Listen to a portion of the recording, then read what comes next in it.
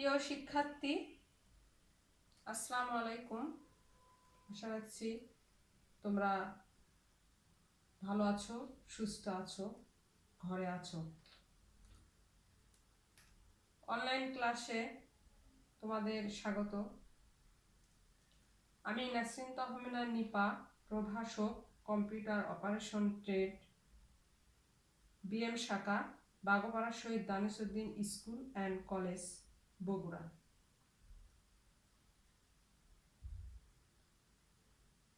আজ আমি তোমাদের কম্পিউটার প্রোগ্রামিং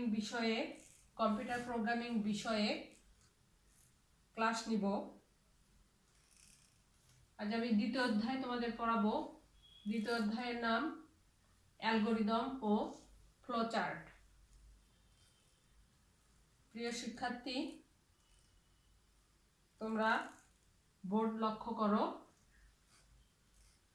দেখো, অ্যালগরিদম ও ফ্লোচার্ট।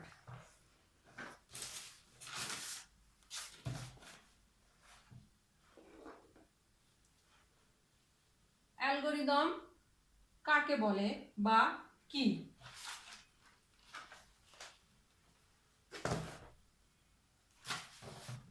কম্পিউটারের সাহায্যে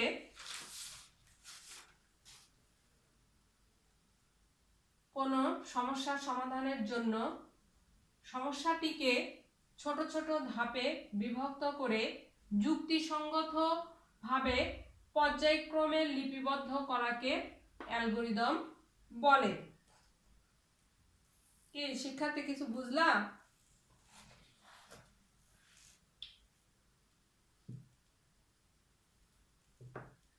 অ্যালগরিদমটা কি আসলে? শোনো, কোনো কাজ করার পূর্বে আমরা কাজটির পরিকল্পনা করে থাকি, করি না? কোনো কাজ করব, আমরা সেটাকে কি করি? পূর্বে পরিকল্পনা করি যে আমি আজকে সকালবেলা উঠে খাওয়া দাওয়া করে গোসল করে কলেজে যাব। এটা কি পূর্বে একটা পরিকল্পনা থাকে। সেই রকম আমরা কোনো কাজ করার পূর্বে আমরা কাজটির পরিকল্পনা করে থাকি। পরিকল্পনা মাফিক কাজে অগ্রসর হলে কাজটি সুষ্ঠুভাবে সম্পন্ন হয়।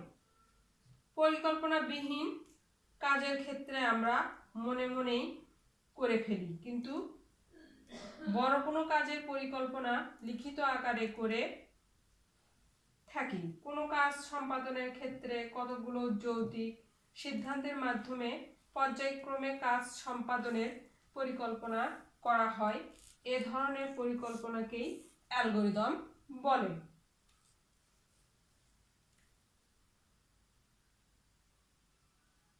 কম্পিউটার ব্যবহার করে কোনো সমস্যার সমাধান করার জন্য প্রথমে উপায় স্থির করতে হয়। তারপর উপায়টিকে ছোট ছোট অংশে বিভক্ত করে সেই অংশগুলোকে যুক্তিসঙ্গতভাবে পর্যায়ক্রমে কম্পিউটার দিয়ে সম্পন্ন করা হয়। কম্পিউটারের সমস্যা সমাধানের এই যৌক্তিক ক্রম অনুযায়ী পদ্ধতিকে অ্যালগরিদম বলা হয়। অ্যালগরিদম থেকে প্রোগ্রাম রচনা করা সহজ হয়। তাছাড়া কোনো একটি সমস্যা সমাধানের ক্ষেত্রে অ্যালগরিদমের মাধ্যমে নতুন কোনো পক্ষের সমস্যাটি তাড়াতাড়ি বুঝে নেওয়া সহজ। তাহলে আমরা অ্যালগরিদম সম্পর্কে বুঝলাম। বুঝতে পেরেছো? এখন অ্যালগরিদম মানে একটা কাকে বলে এটুকু লিখবা, আর এটা যেটা বললাম সেটা পারলে লিখবা, না পারলে সমস্যা নেই। একটু নাম্বার, প্রশ্নের নাম্বার অনুযায়ী তোমরা প্রশ্নের আনসার করার চেষ্টা করবা। অ্যালগরিদম তৈরি করার একটা নিয়ম আছে। এই অ্যালগরিদম তৈরি করার একটা নিয়ম আছে। সেটা কি হতে হবে? অ্যালগরিদম সহজবোধ্য হতে হবে, প্রত্যেকটি ধাপেই স্পষ্ট হতে হবে যাতে সহজে বোঝা যায়। দিতে হবে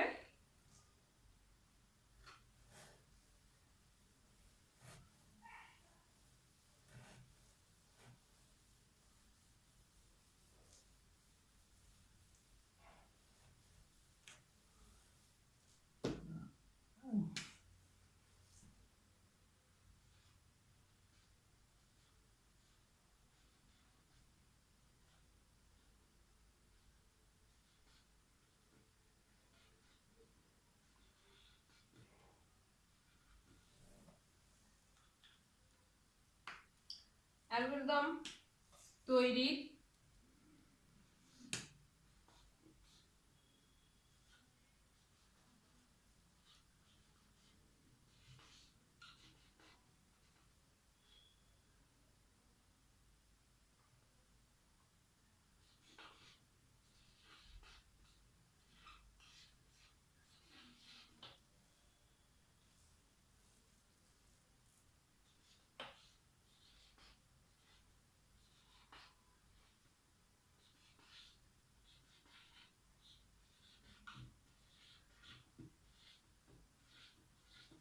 অ্যালগরিদম তৈরির নিয়ম কি হতে হবে?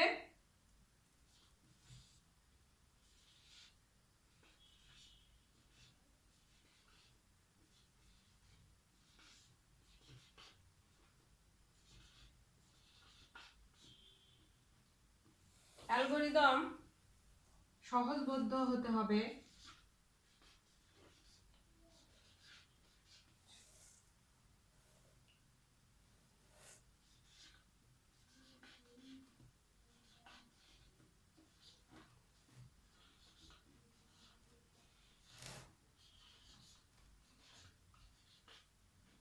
অ্যালগরিদম সহজবোধ্য হতে হবে,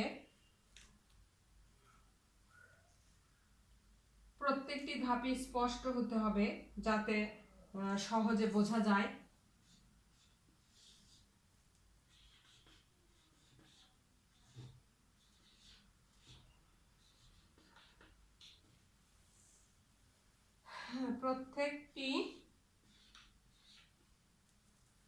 প্রত্যেকটি ধাপই স্পষ্ট হতে হবে,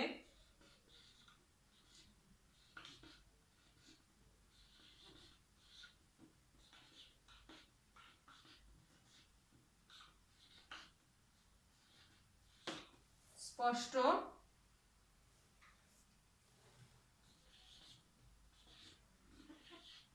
হতে হবে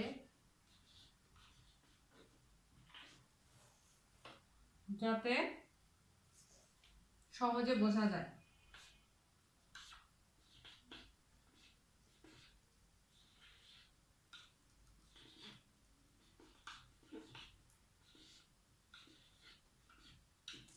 যাতে সহজে বোঝা যায়।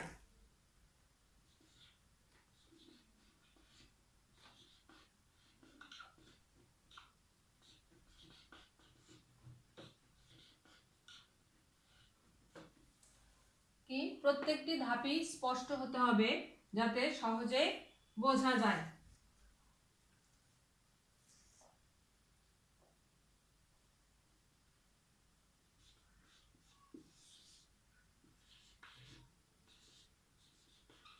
একে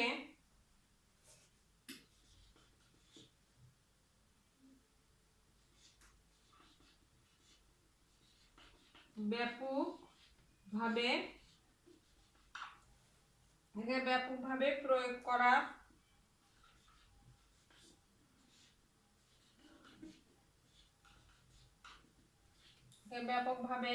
প্রয়োগ করা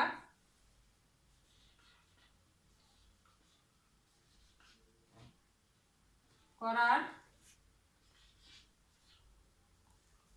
উপযোগী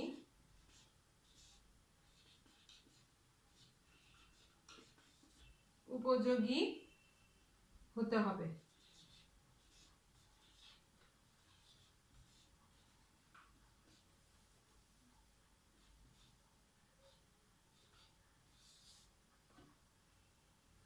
সসীম সংখ্যক ধাপে সমস্যার সমাধান করতে হবে।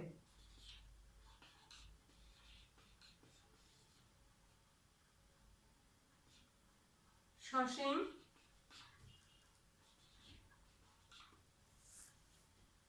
সংখ্যক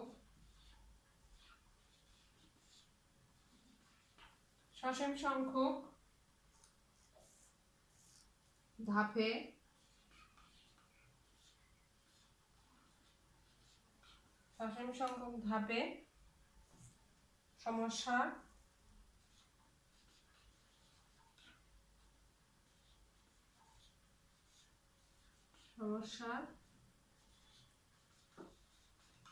সমাধান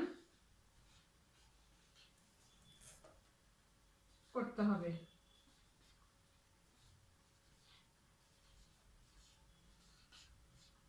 তাহলে কি অ্যালগরিদম তৈরির নিয়মটা কি? অ্যালগরিদম সহজবোধ্য হতে হবে, প্রত্যেকটি ধাপই স্পষ্ট হতে হবে যাতে সহজে বোঝা যায়, একে ব্যাপকভাবে প্রয়োগ করার উপযোগী হতে হবে, সসীম সংখ্যক ধাপে সমস্যার সমাধান করতে হবে।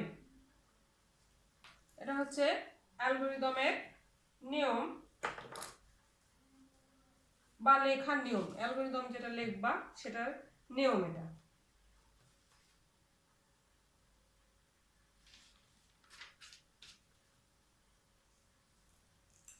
তারপরে দেখো ফ্লো চার্ট।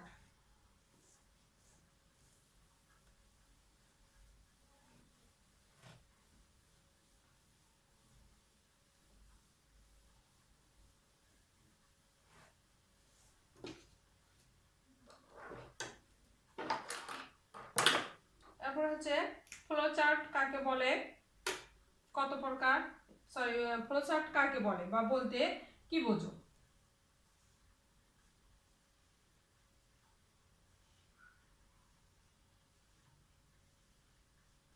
ফ্লো চার্ট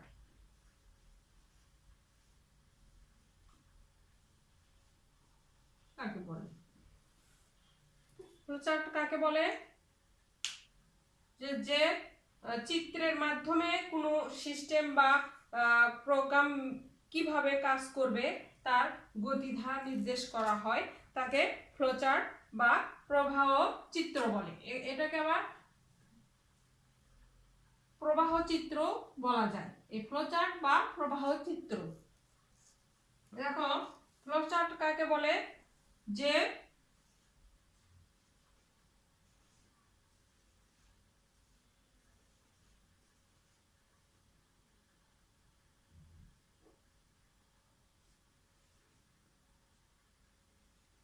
যে চিত্রের মাধ্যমে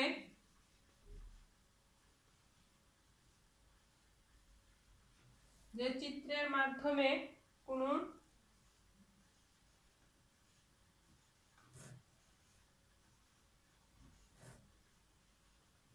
সিস্টেম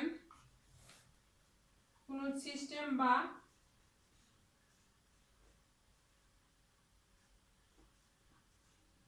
প্রোগ্রাম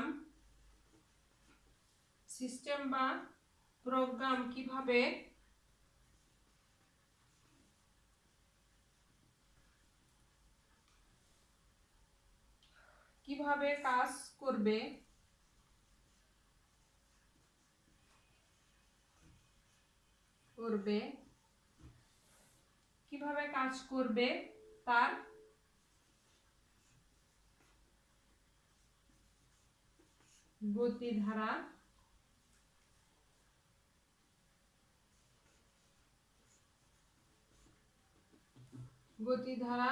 কাজ করবে তার গতিধারা নির্দেশ করা হয়।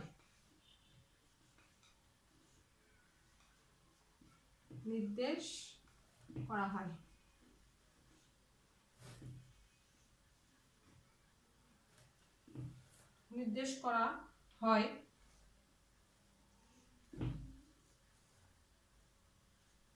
তাকে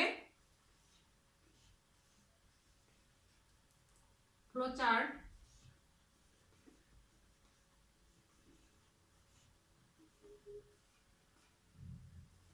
বা প্রবাহ চিত্র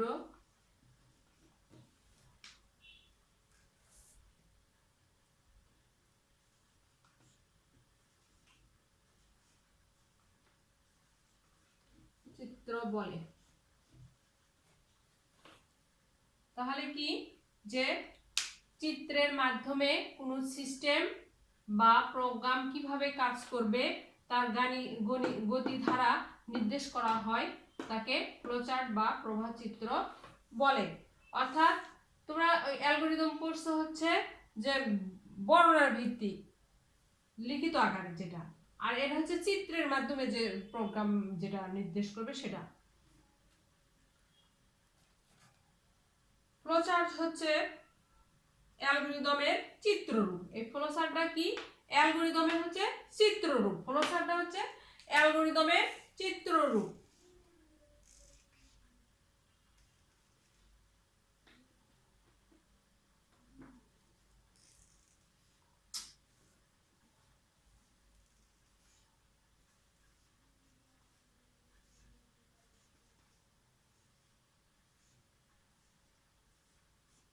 ফ্লোচার্ট হচ্ছে অ্যালগরিদমের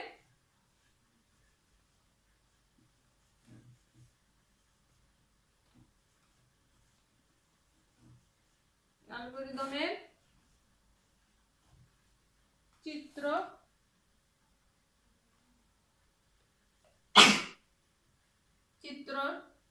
রূপ।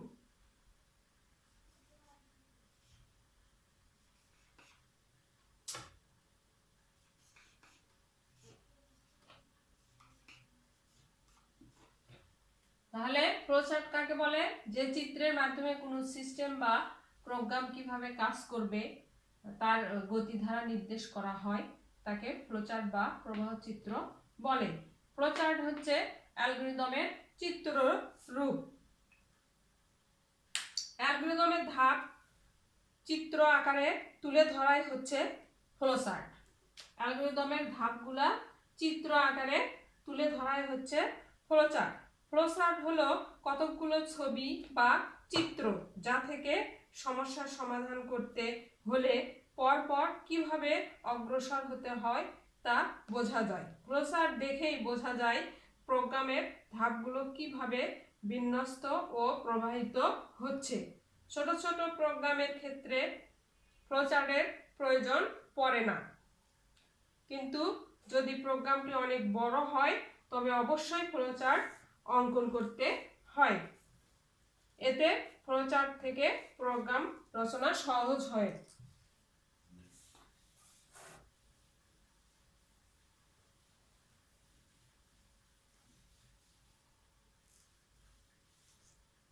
দেখো ফ্লোচার্ট কত প্রকার? ফ্লোচার্ট হচ্ছে দুই প্রকার, একটা হচ্ছে প্রোগ্রাম ফ্লোচার্ট আর একটা সিস্টেম ফ্লোচার্ট।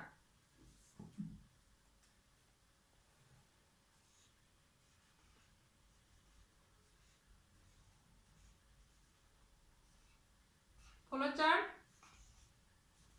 দুই প্রকার।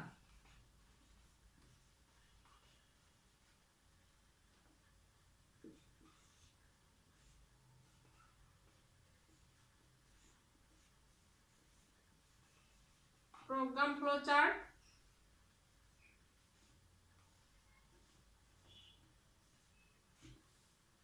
আর হচ্ছে সিস্টেম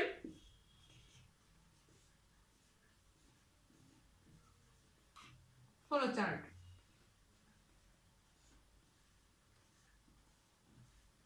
দেখি ফ্লোচার্ট দুই প্রকার, একটা হচ্ছে প্রোগ্রাম ফ্লোচার্ট আর হচ্ছে সিস্টেম ফ্লোচার্ট।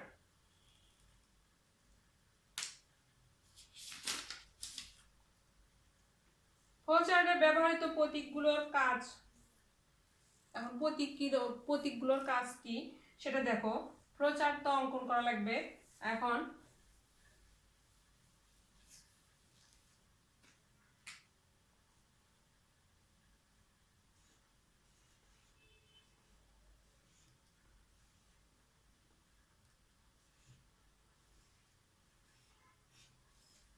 ফ্লোচার্টের প্রতীক,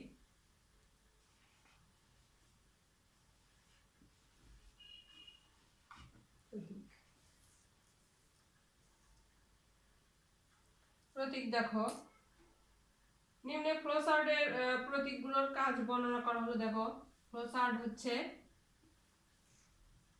প্রান্তিক,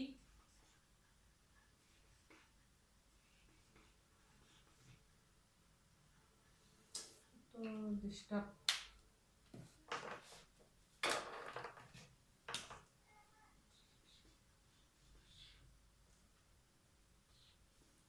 প্রান্তিক ফ্লোচার্ট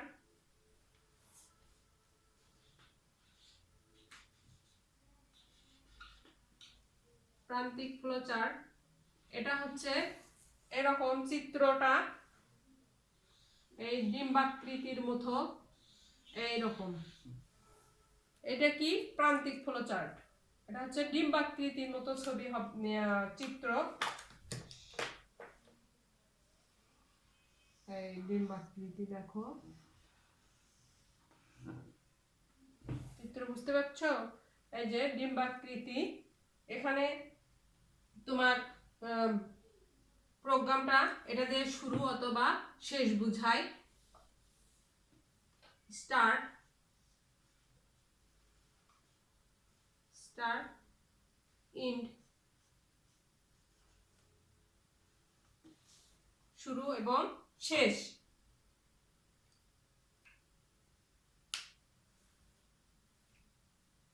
তারপর হচ্ছে ইনপুট আউটপুট প্রতীক আছে।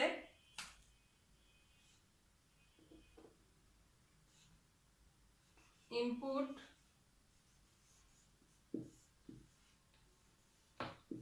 আউটপুট, ইনপুট আউটপুট প্রতীক সেটা হচ্ছে এরকম, এটা এটা হচ্ছে ইনপুট আউটপুট প্রতীক। এটাতে ইনপুট রিড, একটাতে হচ্ছে ইনপুট রিড,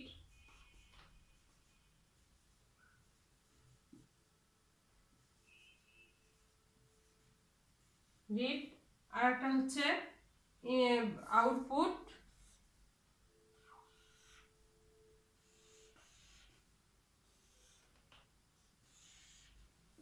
আউটপুট রাইট।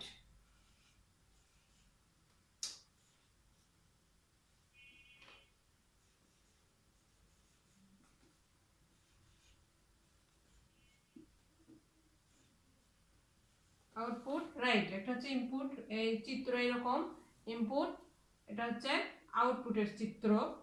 তারপর আছে প্রসেস প্রতীক,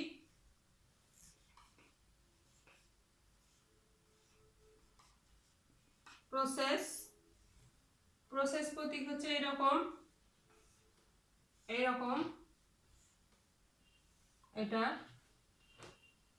এটা কি হচ্ছে দেখো, যেমন ধরো ধরো SUM some equal A plus B, এরকম হতে পারে। তারপর আছে হচ্ছে তোমার প্রবাহ,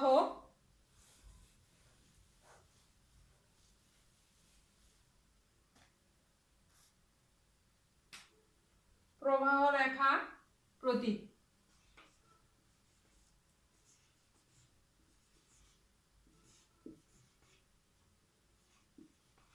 প্রবাহ রেখা প্রতীক।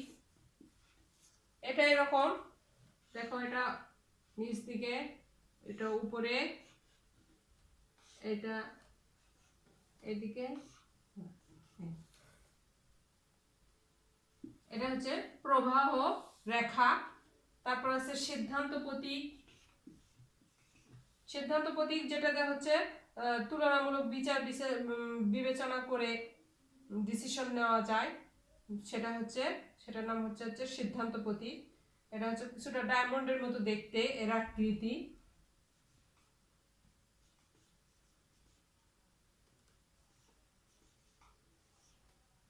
সিদ্ধান্ত প্রতীক, এটা হচ্ছে এই যে ডায়মন্ডের মতো কিছুটা,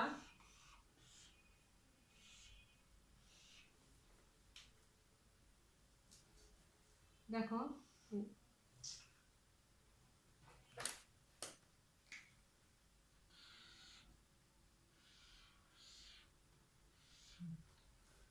ডায়মন্ডের মতো, এই যে এরকম হবে।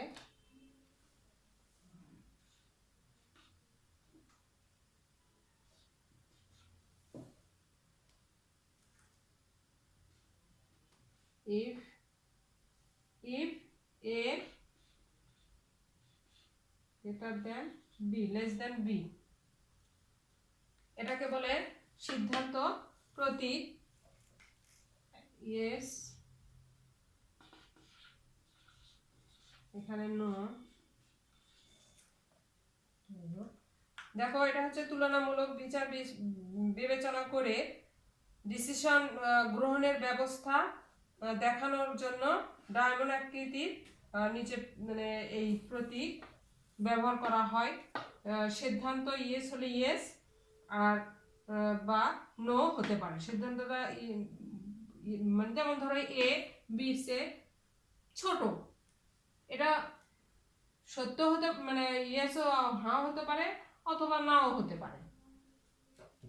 তারপর আছে সংযোগ প্রতীক, সংযোগ প্রতীক আছে। তারপর সংযোগ প্রতীকটা এটা কি, যখন একটি বড় ফ্লোচার্ট এক পৃষ্ঠায় ধরে না, যখন একটা বড় ফ্লোচার্ট আছে একটা পৃষ্ঠা ধরলো না, তখন অপর পৃষ্ঠায় যেতে হবে, সেক্ষেত্রে ওখানে এই চিহ্নটা ব্যবহার করতে হবে। এইরকম চিহ্ন, এইরকম একটা চিহ্ন ব্যবহার করতে হবে। এটা হচ্ছে পরের পৃষ্ঠাতে যাওয়া। এটা কি বলে, যখন একটি বড় ফ্লোচার একটা পৃষ্ঠা ধরলো না, তখন ওটা পরের পৃষ্ঠায় যা বাকি অংশ যে পরের পৃষ্ঠায় লিখবো সেক্ষেত্রে। তারপর আছে হচ্ছে তোমার লুপ স্ট্রাকচার প্রতীক। এটা হচ্ছে ষড়ভুজ দ্বারা লুপ স্ট্রাকচার শুরু নির্দেশ করা হয়। এই যে প্রতীক সম্পর্কে কি বুঝতে পেরেছো?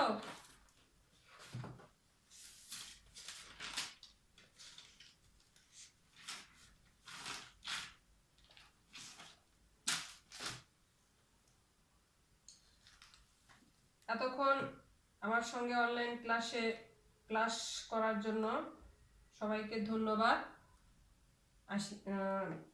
জানিয়ে এখানে শেষ করছি। আল্লাহ হাফেজ।